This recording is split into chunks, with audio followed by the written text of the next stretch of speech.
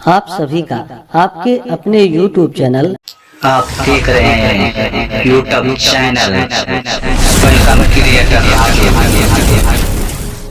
में बहुत बहुत स्वागत है।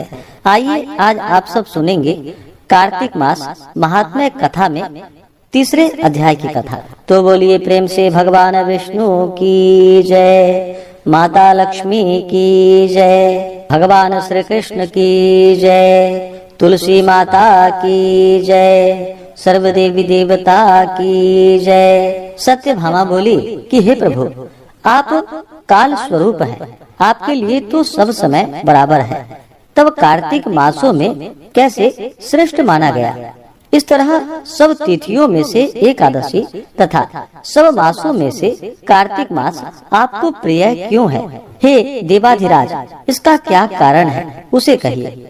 भगवान श्री कृष्ण चंद्र बोले कि हे प्रिय, तुमने बहुत ठीक प्रश्न किया है। इस विषय में मैं महाराज वेणु के पुत्र पृथु का वृतांत कहता हूँ, एकाग्र मन से सुनो। पूर्व समय में एक बार नारद जी से राजा पृथु ने पूछा था और सर्वज्ञ नारद जी ने कार्तिक मास की महिमा बतलाई थी।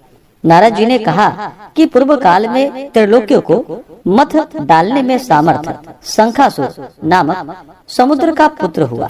शंखासुर ने अपने पौरुष से स्वर्गलोक के देवताओं को परास्त कर दिया और इंद्रादिक लोकपालों के अधिकार अपने अधीन कर लिया। शंखासुर से भयभीत होकर सब देवता अपनी स्त्री और कुटुंब के साथ सुमेरु पर्वत की कंदरा में बहुत काल तक रहे। जब देवता आनंद से सुमेरु पर्वत की गुफा में रहने लगे, तब उस राक्षस ने सोचा कि यद्यपि मैंने समस्त देवताओं को जीत लिया है, फिर भी ये लोग बलवान ही दिखाई पड़ते हैं, तो अब कौन सा उपाय करें? हाँ, अब मुझे ज्ञात हो गया है कि देवता वेद मंत्रों से बलि हो रहे हैं, उसी से शक्तिशाली होते हैं। यदि उन वेदों को ही हर लिया जाए तो देवता अपने आप ही निर्बल हो जाएंगे। ऐसा सोचकर शंखासुर भगवान को सोए हुए देखकर सत्यलोक से वेदों को चुराने गया।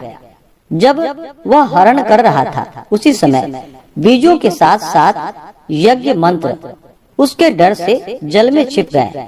तब यज्ञ मंत्रों को खोजता हुआ शंखासुर समुद्र के भीतर विचरण करने लगा, किंतु चिरकाल तक खोजने पर भी वेद मंत्रों को एकत्र कहीं उसने नहीं पाया। उधर ब्रह्मा जी पूजा की सब सामग्री तथा उपहार लेकर समस्त देवताओं के साथ वैकुंठ में विष्णु भगवान की शरण में गए। विष्णु जी को जगाने के लिए ब्रह्मा गाने बजाने और धूप गंधादि से पूजन करने लगे। ब्रह्मा की आराधना से प्रसन्न होकर भगवान जाग गए। तब उन देवताओं ने हजार सूर्य की तरह तेजस्वी विष्णु भगवान के दर्शन किए। तदंतर उन्होंने विविध सामग्री से विष्णु भगवान की पूजा और उन्हें साष्टांग प्रणाम किया। इससे प्रसन्न होकर भगवान विष्णु बोले कि मैं आप सज्जनों के कीर्तन और मंगल गान से अति प्रसन्न हूँ। तुम लोग अभिष्ट वर मांगो, मैं दूंगा। इस क्वार शुक्ल पक्ष की एकादशी तिथि से हरि प्रबोधिनी एकादशी तक जो प्राणी ब्रह्म मुहूर्त में तुम लोगों की भांति कीर्तन तथा मंगल गान करेगा, वे सब हमारे परम प्रिय होंगे और सदा हमारे समीप निवास करेंगे। जो पाद्य, अर्घ्य और आचमनीय आदि सब सामग्री तुम लोग हमारे लिए एकत्र किए हो, वे सब अनगिनत गुण वाली होंगी। हमको तुम्हारे क्लेश की बात ज्ञात हो गई है। शंखासुर वेदों को हर ले गया है, वे सब इस समुद्र में हैं। अतएव मैं दुष्ट शंखासुर को मारकर उन वेदों को शीघ्र ले आऊंगा। अब से वेद हर साल मंत्र तथा बीजों के साथ कार्तिक से जल में निमग्न रहा करेंगे। मैं आज से जल में रहूंगा और आप लोग भी ऋषियों सहित मेरे साथ आइए। इन दिनों जो प्राणी प्रातः काल स्नान करेंगे, वे यज्ञांत में किए स्नान के फल के भागी होंगे। हे देवेंद्र, जो कार्तिक व्रत किया करे, उनको तुम लोग मेरे लोक में पहुंचा दिया करो। हे देवराज, तुम सदा उन प्राणियों को सब आपत्तियों से बचाना।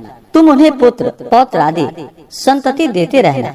क्योंकि कार्तिक व्रती हमारा रूप धारण करके जीवन मुक्त हो जाता है।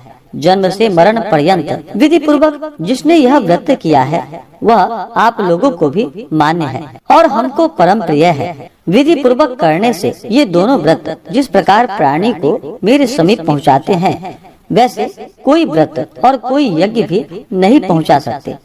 इस प्रकार से कार्तिक मास महात्म्य कथा में तीसरे अध्याय की कथा पूर्ण हुई। तो बोलिए प्रेम से भगवान विष्णु की जय, माता लक्ष्मी की जय, सर्व देवी देवता की जय। इससे आगे की कथा को सुनने के लिए चैनल पे अगर आप नए हैं तो चैनल को लाल बटन दबा करके सब्सक्राइब करें, साथ में बेल आइकन घंटी को दबाएं ताकि मेरे वीडियो का नोटिफिकेशन आपको समय से मिलता रहे। धन्यवाद। वीडियो को लाइक करें, शेयर करें, सुखी रहें और स्वस्थ रहें।